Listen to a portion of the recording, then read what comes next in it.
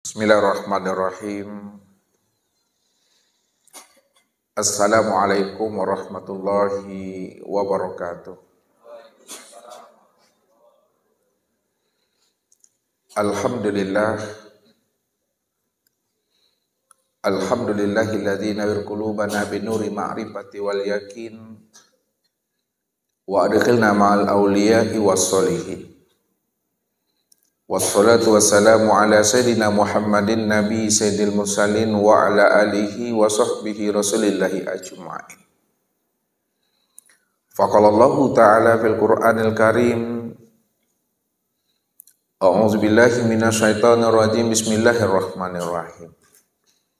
Sanurihim ayatina fil afaq wa fi anfusihim hatta yatabayyana lahum annahul haqq. Wa bil ardi ayatul lil muqinin wa fi anfusikum afala tubsirun. Awalam yatafakkaru fi anfusihim balil insanu ala nafsihi basyirah. Wa'lamu anna fikum Rasulullah. Shadaqallahul azim. Bapak Ibu, saudara-saudaraku, Jamaah Tauhid Rabbani Bandung yang dirahmati Allah. Apabila rohani dan jiwa seorang mukmin tidak lagi ditawan, dirantai dan dibelenggu serta diramaikan oleh dunia, nafsu dan akal fikirnya, maka ketika itulah rohani dan jiwa seorang mukmin itu mampu merasakan akan kehadiran dan kedekatan Allah itu yang benar-benar wujud dan nyata pada dirinya. Karena Allah itulah sebenarnya yang menjadi rahasia akan diri setiap insan.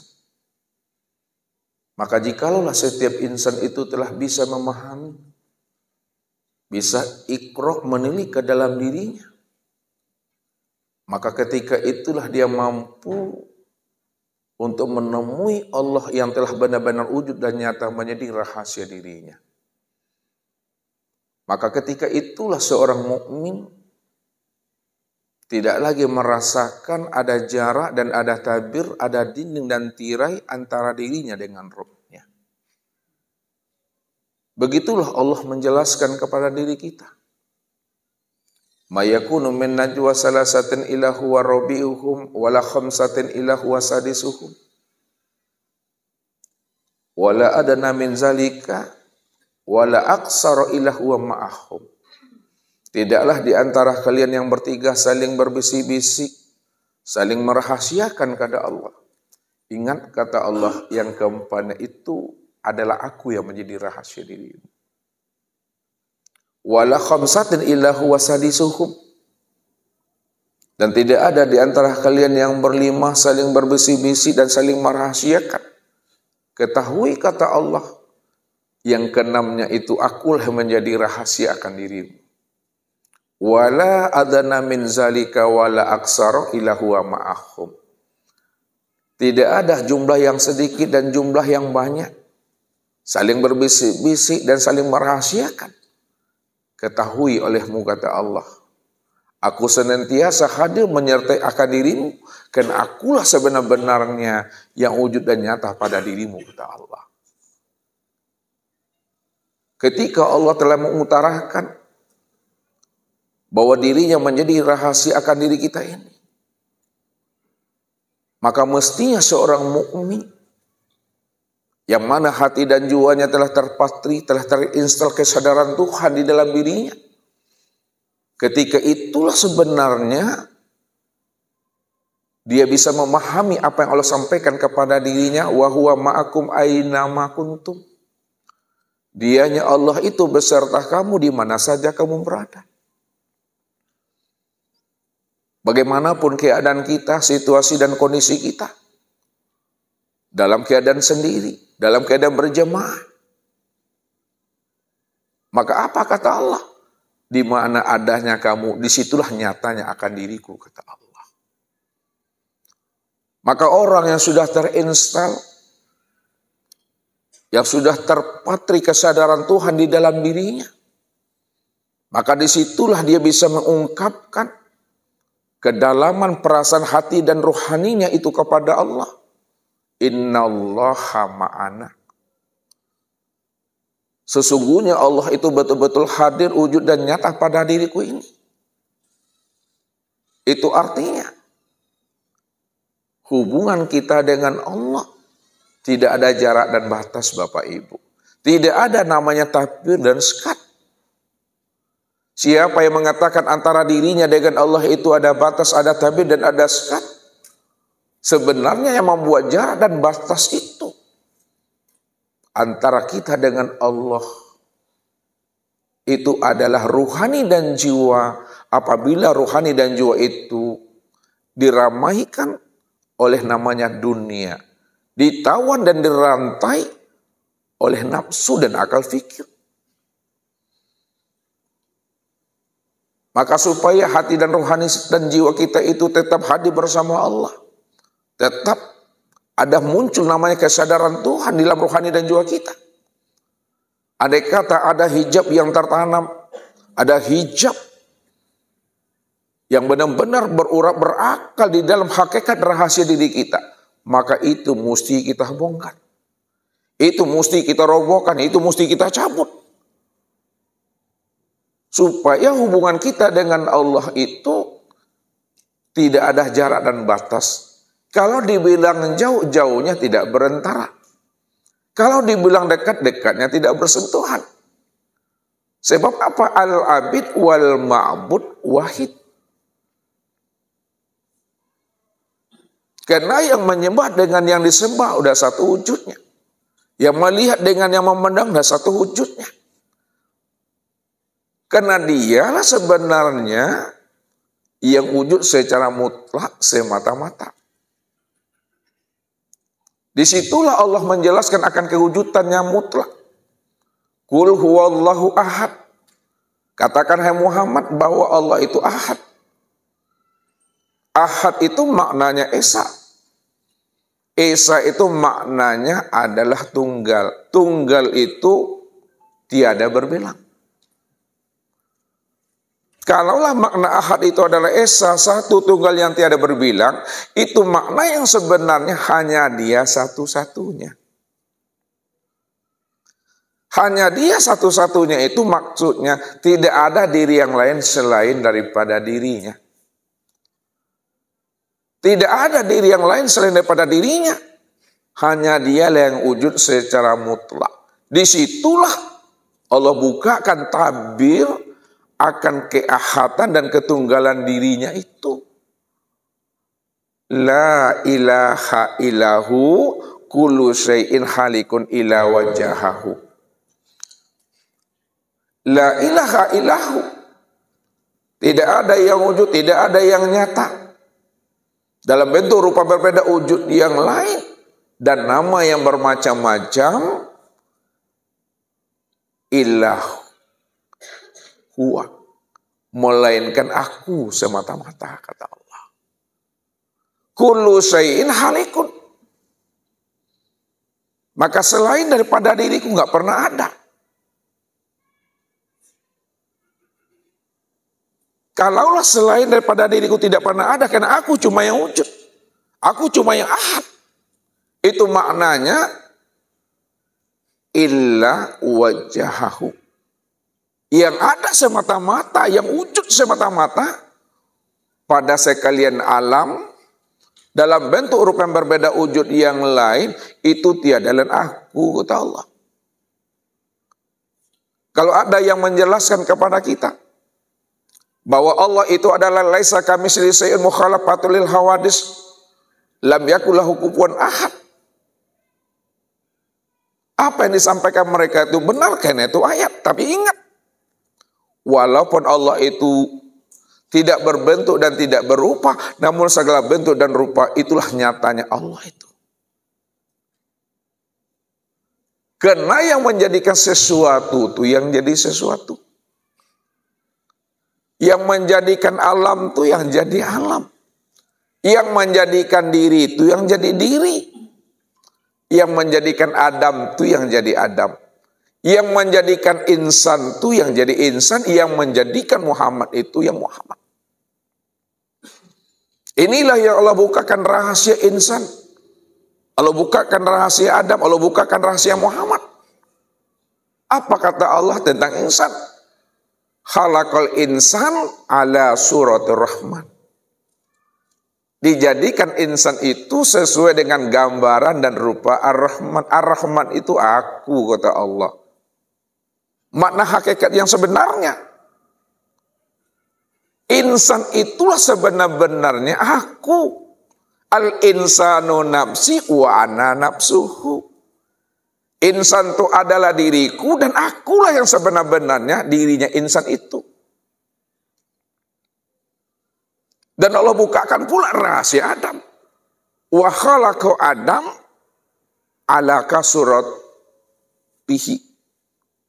Aku jadikan Adam itu sesuai dengan gambaran rupa diriku, kata Allah. Maka disitulah letaknya rahasia Adam itu maknanya tiada. Kalaulah Adam itu maknanya tiada, maka yang ada itu aku. Kalau aku cuma yang ada, maka Adam itu sebenarnya aku. Dan siapa Muhammad itu? Muhammad itu juga adalah bayang-bayang untuk memandang akan nyatanya wujud diriku. Khalaqtuka li ajli wa khalaqal alam li ajlika. Dan dijadikan namanya Nur Muhammad adalah untuk memandang dan melihat akan nyatanya diri aku. Dan dijadikan alam ini itu karena Muhammad.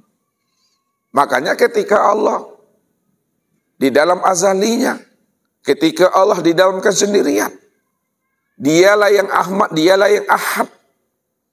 Maka ketika itu Allah mengutarakan di alam nazarnya, di waktu dia dalam kesendirian, kuntu kanzan mahfiyan wa ahbabtu an u'rafa wa khalaqtul khalqa liya'rifani. Aku ini adalah perbendaharaan yang tersembunyi.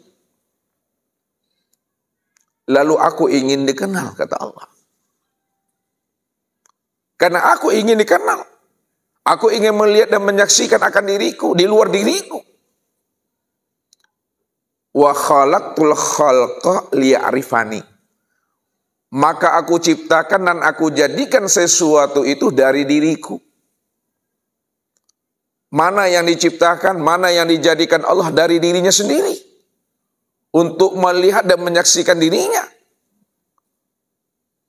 Yang aku ciptakan dan yang aku jadikan dari diriku sendiri, itu tiada lain adalah nur. Setelah Allah menciptakan dan menzahirkan yang namanya nur, supaya nur itu bisa mengenal dan menyaksikan aku, akulah sebenar-benarnya yang wujud dan nyata pada dirinya. Maka keberadaan nur itulah sebenarnya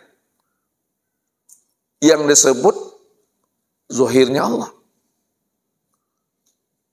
Kalaulah keberadaan nur itu adalah zuhirnya Allah, lalu Allah itu apa bagi nur?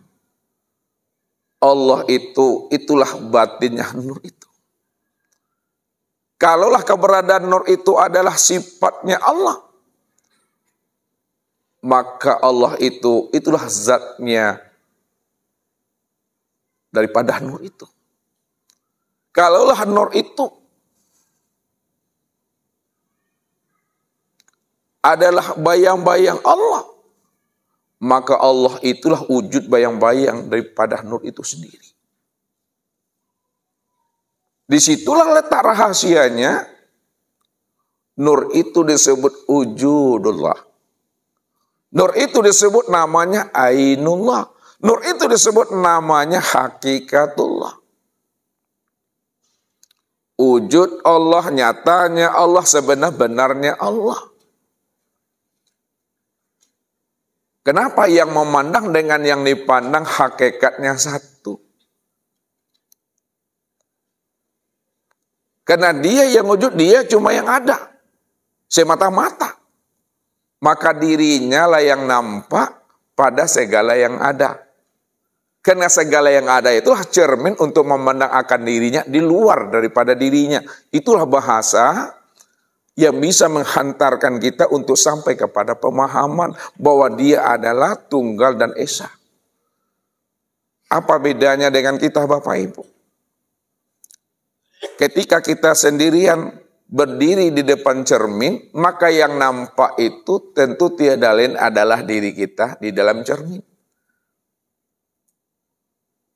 Maka yang di luar cermin dengan di dalam cermin itu bentuk dan rupanya itu sama. Cermin itulah tempat memandang akan diri ini di luar diri. Sekarang mana yang dikatakan cermin, tempat memandang dan melihat Allah di luar dirinya? Itu adalah nur. Maka dalam bahasa thariqat, dalam bahasa tasawuf, nur itu disebut namanya mir'atillah. Nur itu disebut cermin Allah untuk memandang akan wujud nyatanya akan diri Allah. Kalaulah nur itu adalah cermin Allah, tempat memandang akan nyatanya wujud Allah, maka Allah katakan, Inni wajjahtu wajhiyya. Aku hadapkan wajahku kepada wajahnya. Artinya apa? Nur itulah yang dikatakan wajahnya Allah. Tempat memandang akan wajah dan rupa Allah itu sendiri. Jadi bagi orang yang sudah paham, memandang wajah Allah itu memandang wajah sendiri. Wajah sendiri inilah rupa nyatanya wajah Allah itu. Siapa sebenarnya wajah sendiri? Inilah yang diturunkan bahasa dalam bahasa hakikat. Inilah yang disebut namanya nur itu. Kalau ini adalah nur, maka nur inilah cermin untuk memandang wajahnya Allah itu. Karena wajahnya Allah itu inilah wajah daripada diri sendiri. Diri sendiri itulah wajah memandang nyatanya akan wajah Allah itu.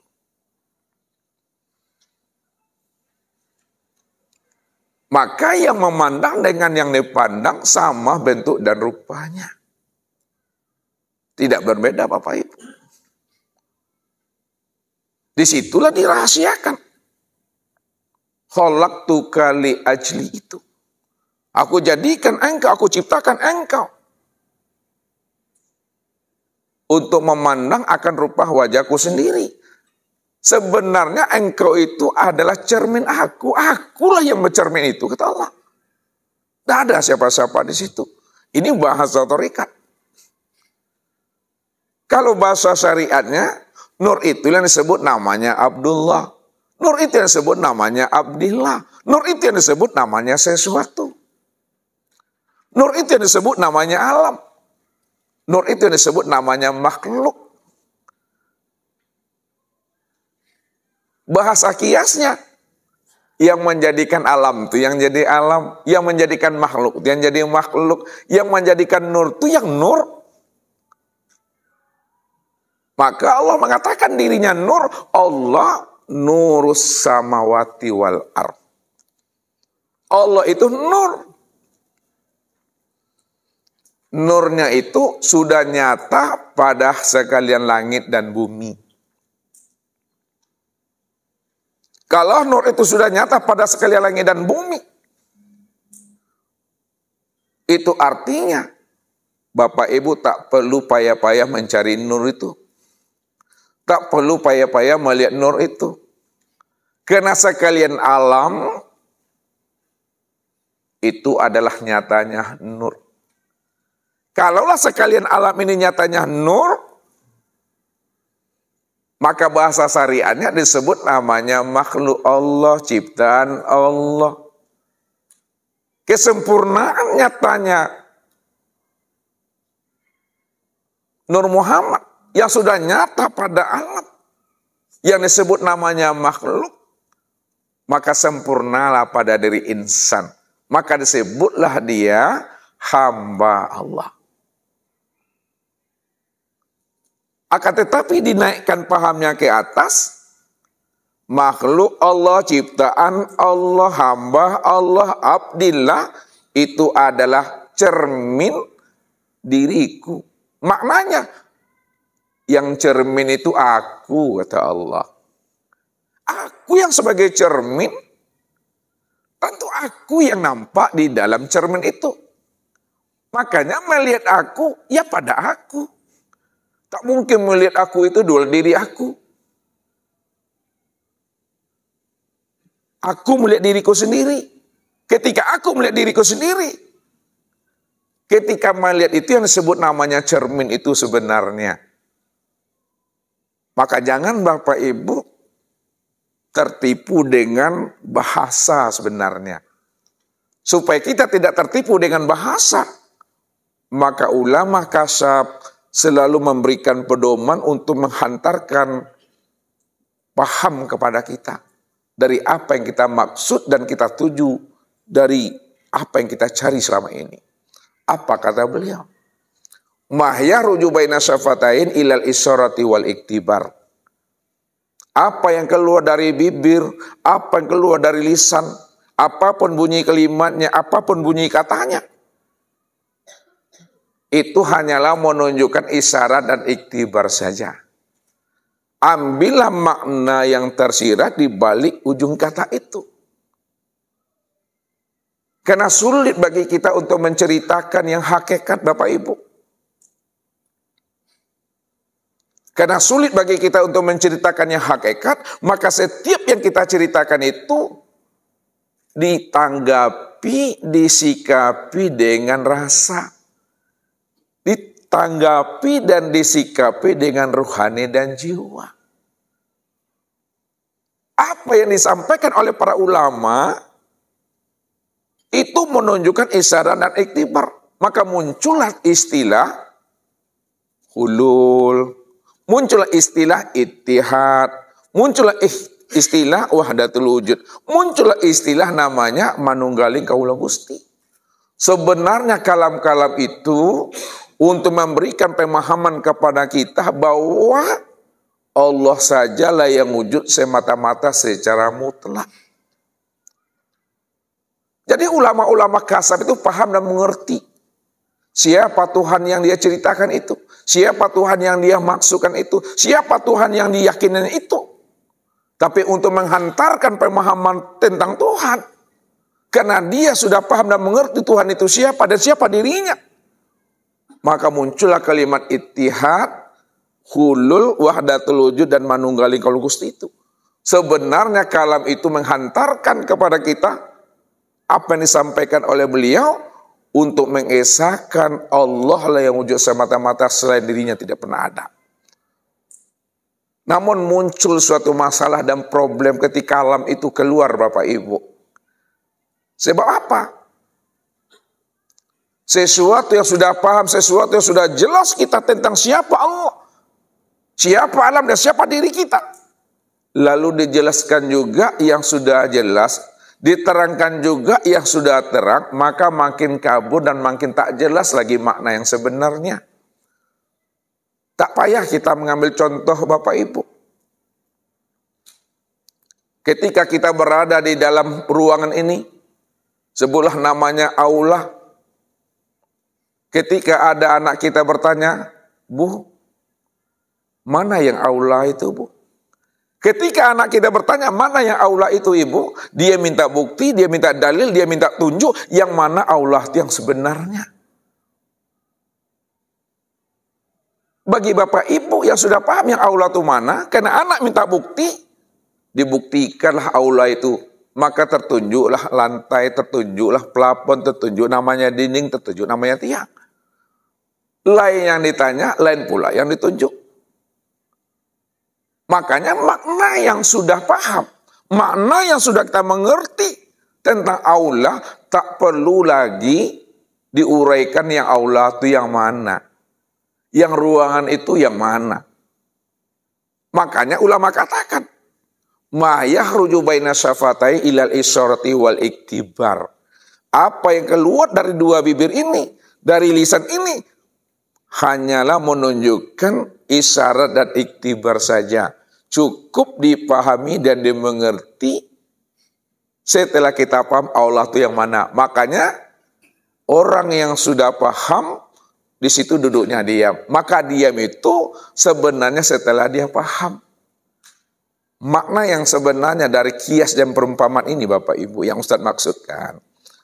Ketika seorang arif bila dia telah mengenal Allah, Allah yang wujud, Allah yang awal, Allah yang akhir, Allah yang zahir dan Allah yang batin, dia segala-galanya dan segala-galanya adalah dia. Maka ketika itu tidak ada lagi kata dan suara yang dapat diuraikan dan dapat dijelaskan. Kalau diuraikan juga, kita sudah paham dia yang wujud, awal, akhir, zahir dan batin, diceritakan juga, diterangkan juga. Maka akan berbeda makna yang sebenarnya ketika diminta bukti oleh teman dan sahabat kita yang mendengarnya. Yang mana yang Allah itu. Ketika kita tunjuk, yang tertunjuk nanti adalah sesuatu. Ketika kita tunjuk, yang tertunjuk adalah meja. Padahal apa yang kita maksud belum tentu itu yang dimaksud oleh akal pikirnya. Maka ambil iktibarnya, ambil isyaratnya. Maka dalam penyampaian kaji tentang wujudnya Allah itu, disinilah dihantarkan dengan bahasa kias, dihantarkan dengan bahasa perumpamaan, karena dia yang ada, dia yang wujud. Maka segala yang wujud itulah nyatanya Allah.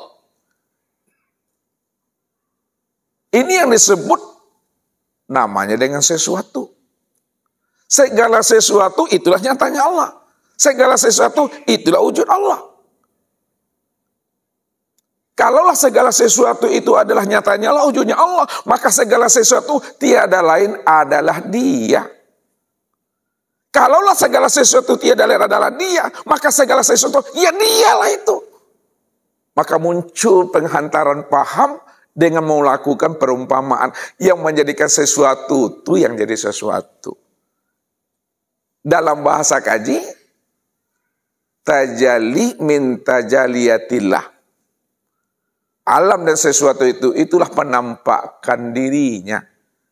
Namun kesempurnaan penampakan dirinya itu yang disebut namanya dengan insan Bapak Ibu.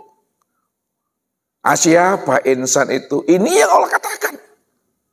Allah yang bercerita. Al-insanu siri wasiri sifati wasifati la ghairi.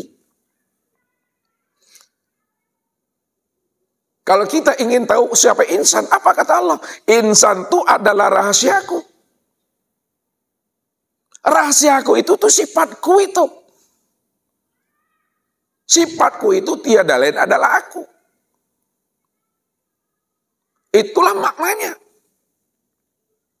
Al-insanu siri wa nasiruhu.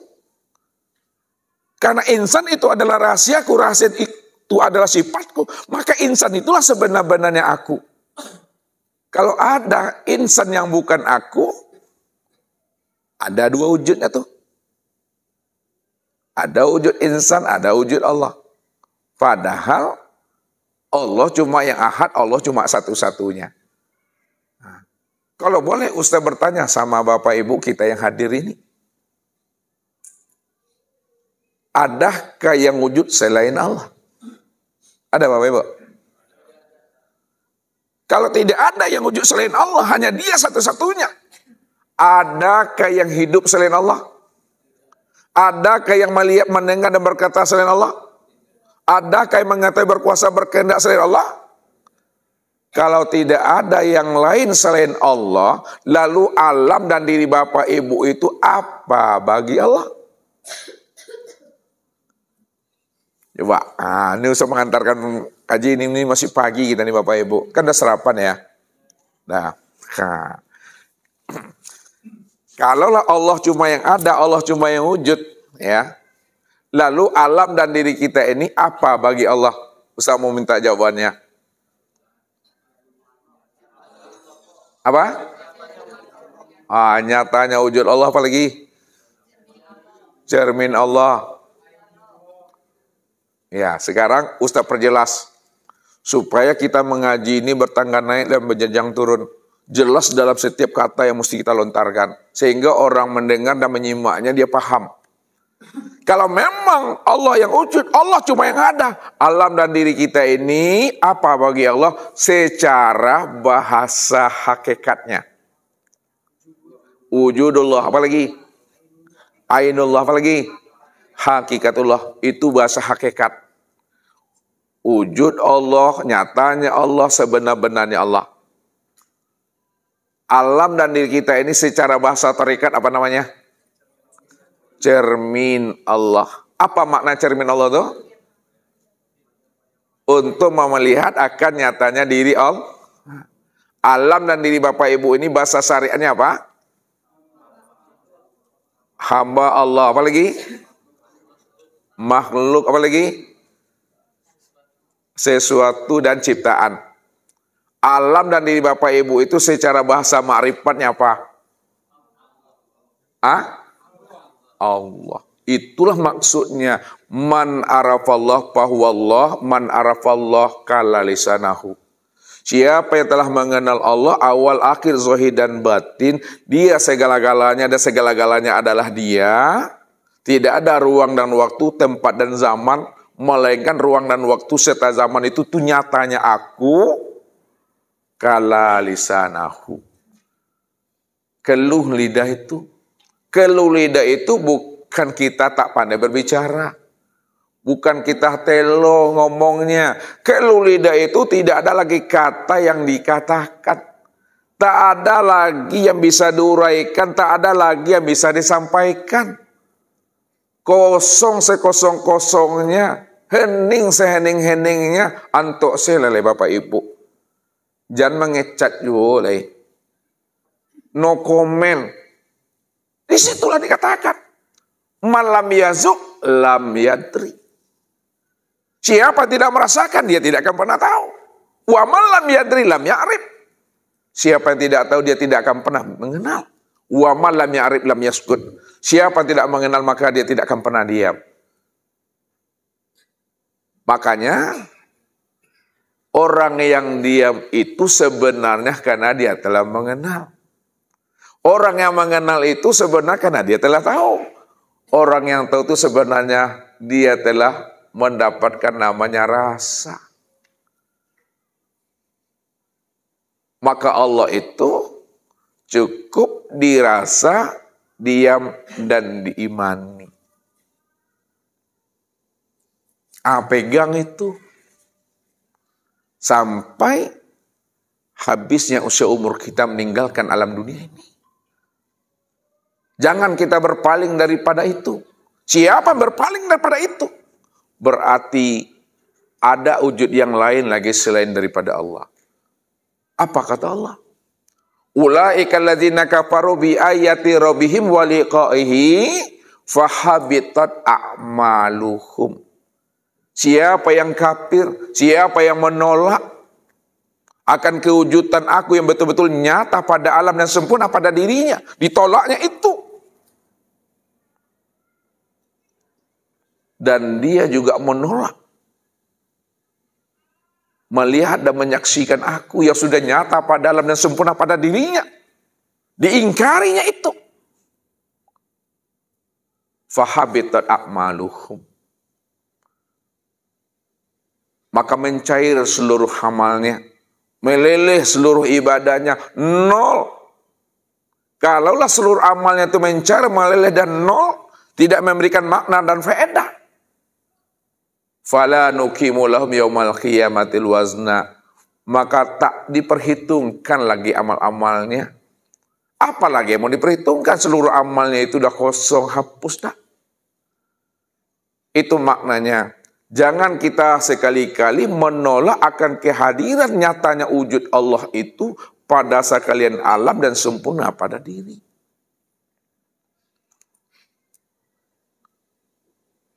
Namun siapa yang sudah mengenal aku, kata Allah. Siapa yang sudah bermakrifat kepada aku, siapa yang sudah berlikok dengan aku, siapa yang sudah bermusyahadah dan bermuajahah dengan aku, maka ketika itu dirinya pun hilang. Diri kita itu fana. Diri kita itu sirna, diri kita itu mati. Man arafa rabbahu fasadal jasad. Siapa yang mengenal Allah, Allah yang wujud, Allah yang bersifat, Allah yang awal, akhir, zahir dan batin, maka ketika itu hapus-hapusnya dirinya untuk selama-lamanya. Inilah maknanya dia telah pulang dan kembali kepada asalnya sebelum habisnya usia umurnya. Inilah makna sebenarnya bahasa liko itu. Bukan kata-kata liko itu yang liko. Bukan kata-kata bertemu itu yang bertemu. Itu lapas, itu kata-kata. Tapi ambillah makna di balik liko. Ambillah makna di balik daripada berjumpa itu. Di saat kita telah mengenal siapa Allah dan siapa diri kita, ketika itu mati salah satunya. Ketika itu hilang salah satunya. Ketika itu lenyap salah satunya. Tidak ada dua wujud dalam hidup ini. Kalau ada Muhammad, ada Allah, syirik hukumnya. Kalau ada Adam, ada Allah, syirik hukumnya. Kalau ada insan, ada Allah, syirik hukumnya. Kalau ada alam dan sesuatu, syirik hukumnya. Kalau syirik hukumnya, pertanyaannya, siapa Muhammad, siapa Adam, siapa insan, siapa alam, dan siapa hamba itu? Tiada lain aku juga, kata Allah. Karena aku cuma yang ada. Maka insan itu rahasia diriku, Adam itu rupaku, Muhammad itu wujud aku. Allah itu nama diriku, aku juga yang menanggungnya. Aku yang menanggungnya. Zat, sifat, asma, dan afal. Disitulah rahasianya. Aku seorang yang menyaksikan akan diriku sendiri. Aku melihat kebesaran diriku sendiri. Untuk apa Allah memandang dan menyaksikan diri sendiri? Kan yang Allah. Aku memandang dan menyaksikan diriku. Aku ingin melihat kebesaran kesempurnaan diriku. Ditanyakan juga lagi, untuk apa Allah memandang dan menyaksikan kesempurnaan dirinya? Kan dia adalah Allah, dia kan sempurna. Dia hanya menikmati dan menjalankan takdir dirinya sendiri. Untuk apa Allah menjalankan takdirnya sendiri? Karena memang ada dia. Disitulah duduknya antuk silalai. La sautun wala harpun. Tak ada kata dan suara lagi.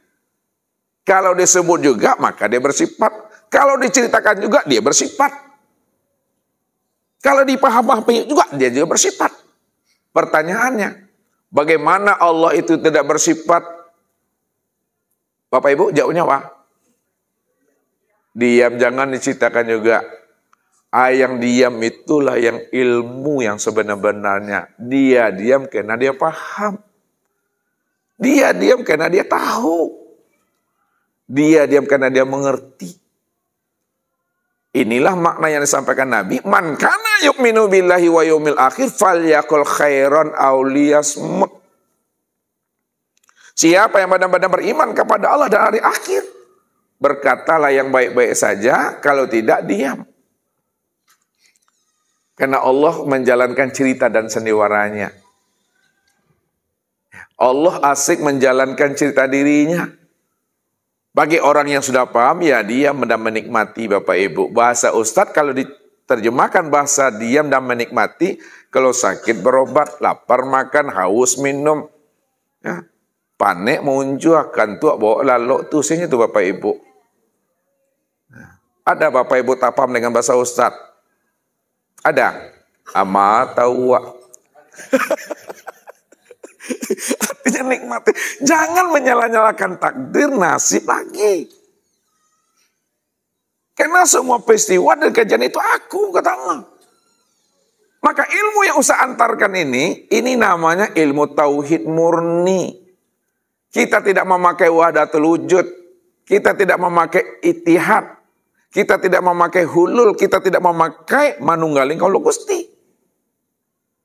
Sebab kalau kita menggunakan istilah-istilah itu, maka akan muncul pemahaman yang berbeda dari apa yang kita maksud.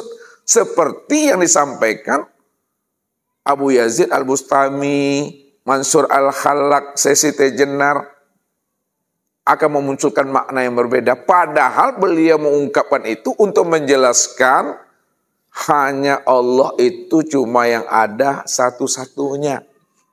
Maka Ustaz munculkan suatu pemahaman dan istilah tauhid murni. Tauhid itu sudah murni. Kenapa disebut juga murni lagi? Itikotnya, takkidnya. Supaya kita paham dan sadar tidak ada yang lain selain daripada dirinya. Kalau tidak ada yang lain selain daripada dirinya, hanya dia satu-satunya. Itu maknanya. Fa'aina ma tuwallu fasamma wajhullah. Kemanapun kamu hadapkan wajahmu, maka yang terpandang itu aku. Yang memandang aku, yang dipandang juga aku. Aku yang memandang diriku sendiri di luar diriku. Itu bahasa pengantar, bahasa pemuka paham.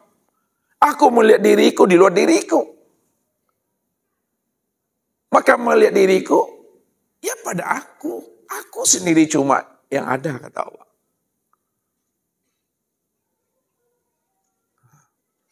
Pertanyaan terakhir. Habis ini bubar kita ngajinya. Karena kaji kan mesti sampai kepada Allah. Wa anna ila rabbika muntaha.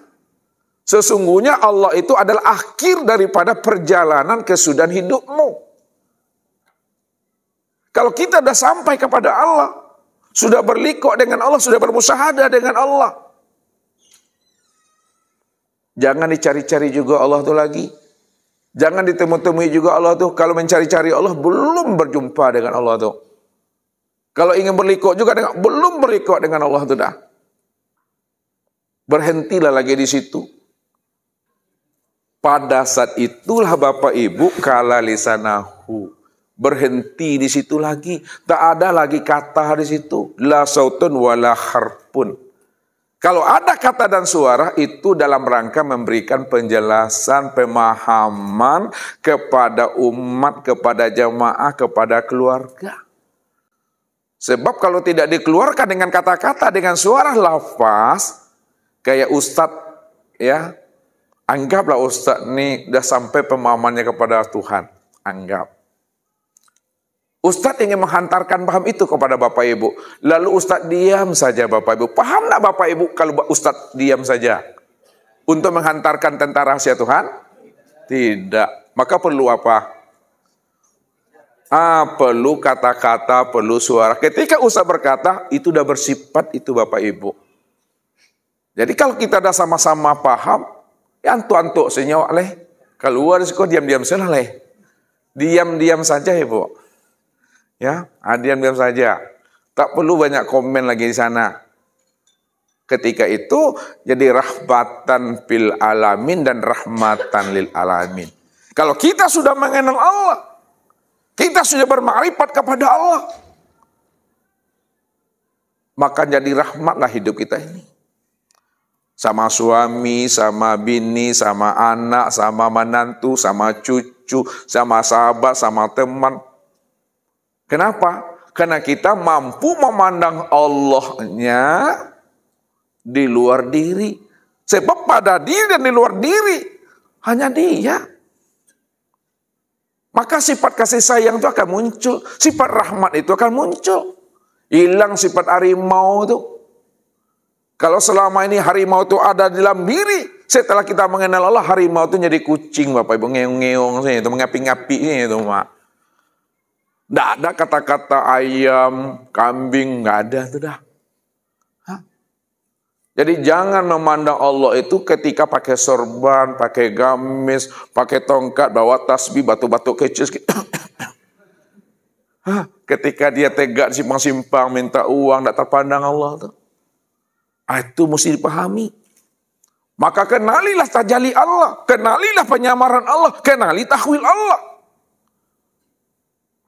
Karena ini yang disampaikan Allah melalui nabinya. Man nazara ila sa'in ma lam yarallahu fihi fahuwa batil. Siapa yang bisa memandang kepada sesuatu Apapun bentuknya, apapun rupanya, apapun namanya.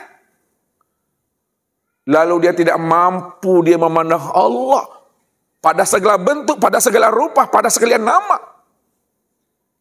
Fahuwa batil, itulah pandangan yang batal. Pandangan yang batal, pandangan yang berdosa. Diturunkan bahasanya ke bahasa syariat, pandangan yang batil itu pandangan yang tidak bernilai ibadah. Pandangan yang tidak bernilai ibadah, tentu pandangan yang tidak memberi hikmah dan faedah buat dirinya.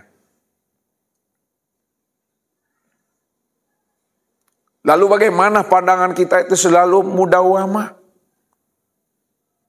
Bagaimana pandangan kita itu selalu berfaedah dan berhikmah? Bagaimana pandangan kita itu selalu bernilai ibadah? Maka pandang Allahnya apa yang dilihat oleh mata. Dan jangan memandang apa yang dilihat oleh mata. Kalau kita memandang apa yang dilihat oleh mata, yang nampak makhluk, yang nampak sesuatu. Tapi pandanglah Allahnya yang nyata pada sesuatu itu. Karena sesuatu itulah yang dirinya. Yang dipandang itulah dirinya. Sebab apa? Anta, ana anta. Engkau itu aku itu engkau. Bila engkau bukanlah engkau, disitulah engkau mengenal aku, bahwa aku itu yang engkau itulah nyatanya aku. Tapi bila engkau adalah engkau, maka engkau tak akan pernah mengenal aku. Bila engkau masih ada, masih wujud, maka ketika itu engkau tak akan pernah mengenal siapa yang wujud dan siapa yang ada sebenarnya. Inilah rahasia yang Nabi katakan itu. Innakum lan tara rabbakum hatta tamutu. Kamu tidak akan pernah bisa melihat dan menyaksikan Allah yang wujud dan yang nyata itu sehingga kamu benar-benar mati.